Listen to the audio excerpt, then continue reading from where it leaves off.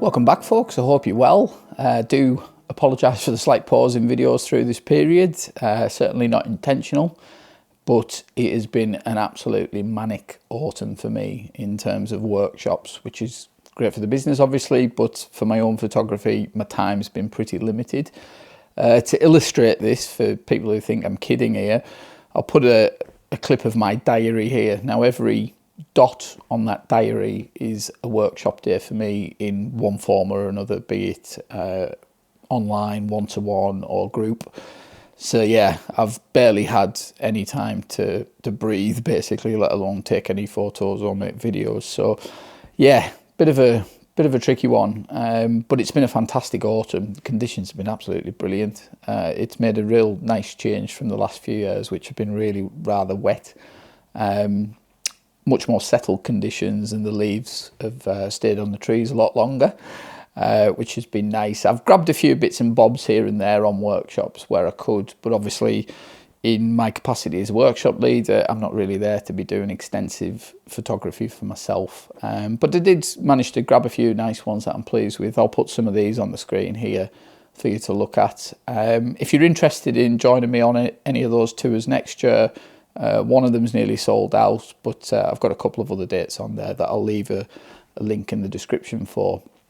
But anyway, enough about that. On to today's video. Now, I had to put on a more practical business head for this shoot. The forecast for this morning was very good. It would have been easy for me to just go out and just shoot something that I really wanted to shoot, rather than something that may have benefited my business more.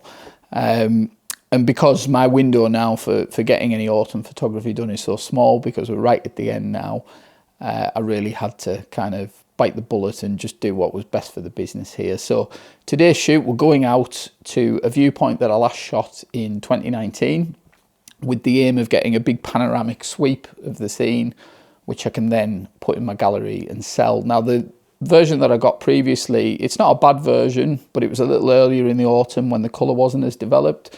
So I think if I can improve on that, this shot has got a lot of commercial value for me. So we're going to head out, do the shooting, come back to the PC, have a look at it in post, and then we'll do a final print of it with the view to putting it up in the gallery. So without further ado, let's get out.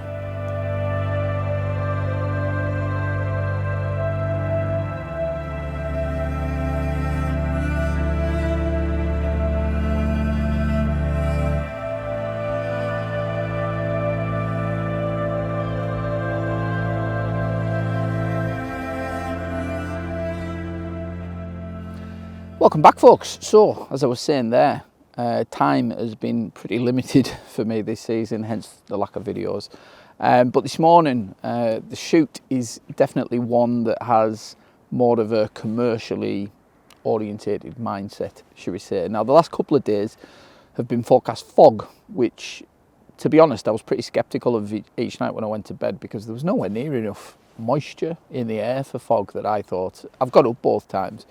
But again, as you'll see here this morning, no fog at all. Now, what has happened since I got here is the clouds are starting to fill in a little bit, which is good. I'm just praying that where the sun's coming up off to my left here, that it's not blocked out. I only need quite a small window to get this shot. This is definitely going to be one of those where I just sort of get the shot and then I'm not hanging around, because really I've only come here for one thing. This is a view that I haven't shot since 2019, and that's the last version that I have in my shop. It's certainly not the best version of it that you'll ever see, although it's not one that I come to an awful lot. And the problem I've had is that since 2019, the autumns have been quite poor. Certainly the last couple, they've been absolute washouts. So this kind of shot really hasn't been on the table, should we say. So I've come up here last day of autumn shooting for me properly, really, because I've got workshops next week, and also I think any kind of significant wind is going to strip all this. So really this morning I'm putting my eggs in one basket a little bit and hoping I can get this shot, and then that'll be it done until next year, I think. I should say where I'm at. This is Castle Head viewpoint. it's just a tiddly little walk up through the woods out of the back streets in Keswick here, and you're about, I don't know, maybe 80, 90 metres up, but you've got just enough elevation here to get a nice view, and it really suits a panoramic sweep, this shot, which I've talked about earlier in videos, is that it's a really popular aspect ratio for customers to buy. So my number one aim here is just to get that panoramic shot, and then anything else after that is a bit of a bonus. But for now, I'm just going to go and get set up here, because one thing I really should invest in at some point is like a ball head, leveling head for my tripod. I don't, to be honest with you, I can pretty much get by without one 99% of the time, but as you'll see here, the ground up here is really uneven, so it can be quite fiddly to level the tripod. So I'm going to just get that done before the sun comes up, because I think we're about another 10 minutes, 15 minutes or so. So I'm going to do that, and then I'll check back in with you in a minute.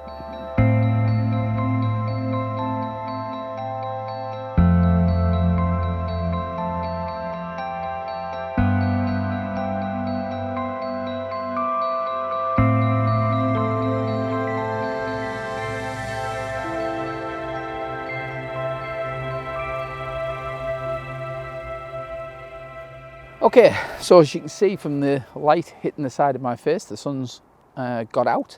Now I've just been frantically shooting there, trying to get everything nailed down. You'll forgive the lack of video a little bit here, because obviously with this being more of a commercially motivated shoot, my absolute priority is to get that nailed down first. Also, this is quite a popular viewpoint, so I've had a few dog walkers milling about as well.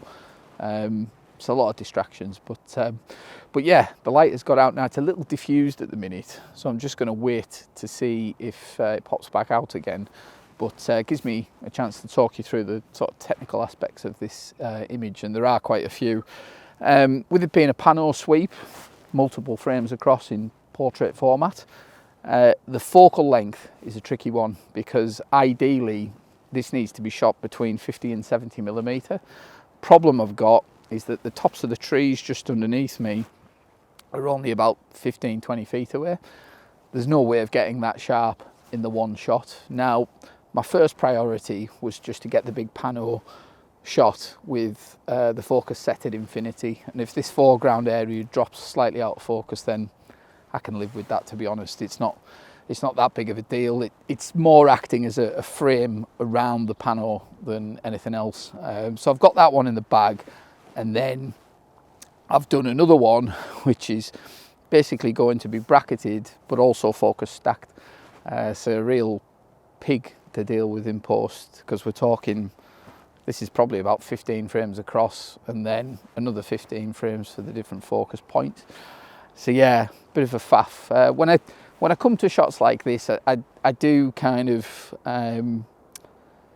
I certainly enjoy the more reactive photography these days. This is a lovely viewpoint, and the conditions this morning are really nice. We've got a bit of frost on the ground and last of the autumn colour here, so there's nothing to complain about.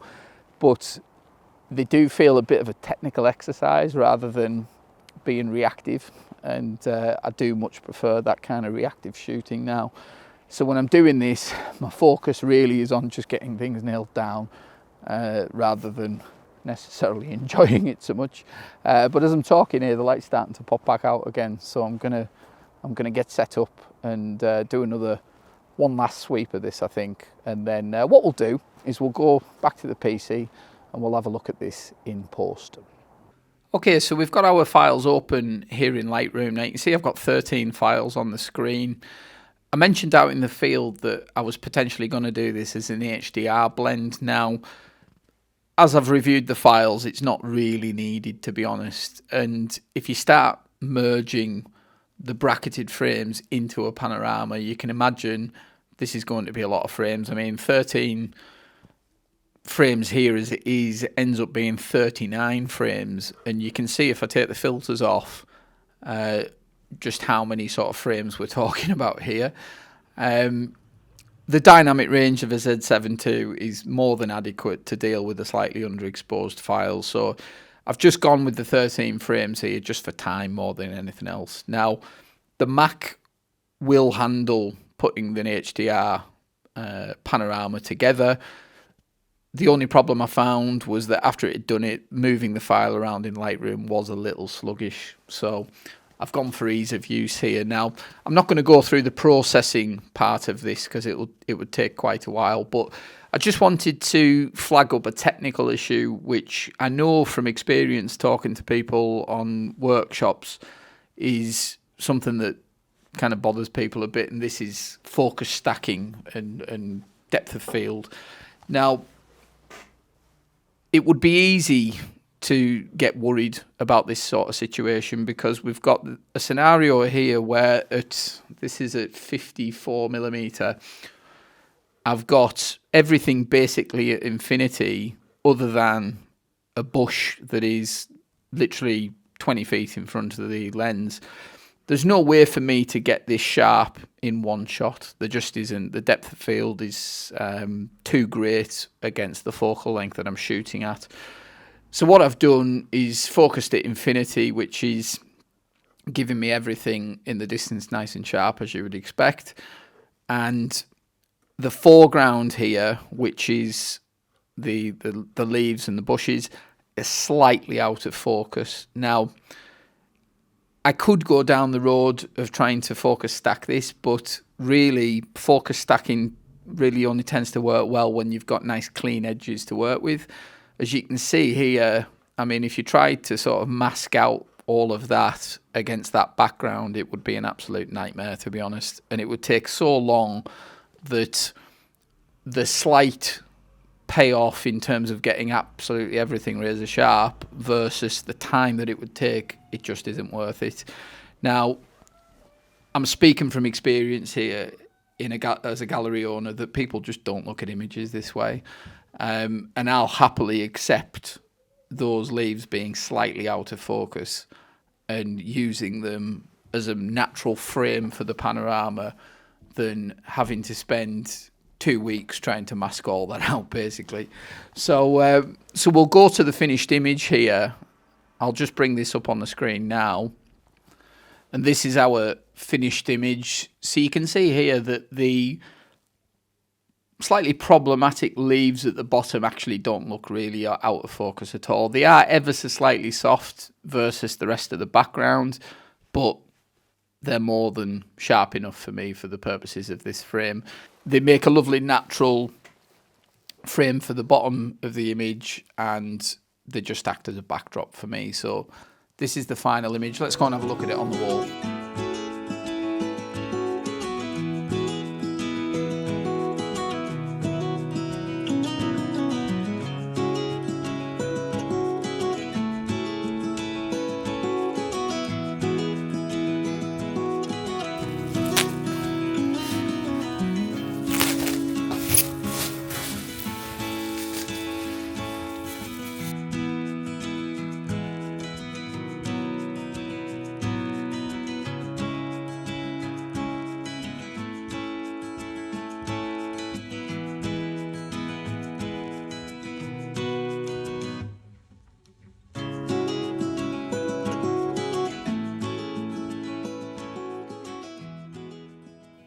Okay, so here it is behind me on the gallery wall. Really good result from this. Really pleased how it's come out and it prints up, and I think it's a definite improvement on the previous version that I shot. And hopefully this video showed you a little bit more of the commercial reality in my position of running a shop, and you know, putting my own wants and desires of going out and doing my own photography before, you know, going out and getting an image like this that has potentially a lot of commercial value to me, because really I can continue to sell this now for quite a long time until I need to go out and reshoot it again as a refresh.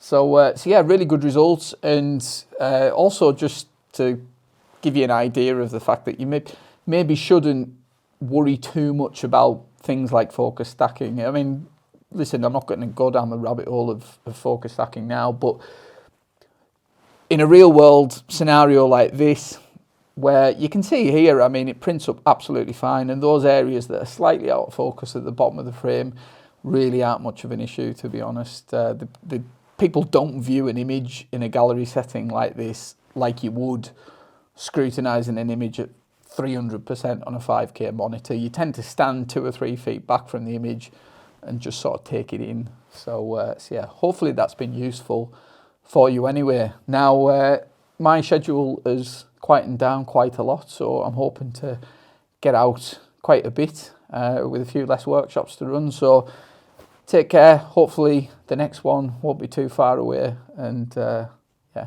I'll see you later.